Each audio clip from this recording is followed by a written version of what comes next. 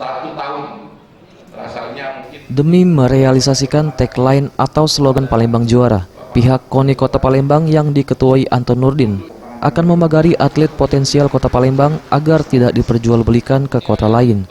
Hal ini juga sebagai langkah KONI Kota Palembang untuk mengusung target juara umum dalam Porprov tahun ini yang akan diselenggarakan di Okuraya bulan November mendatang. Anton Nurdin mengatakan pihaknya akan berkoordinasi dengan dinas-dinas terkait termasuk Dispora Kota Palembang dan Dispora Sumatera Selatan agar atlet potensial Palembang ini tidak akan diperjualbelikan ke kota lain.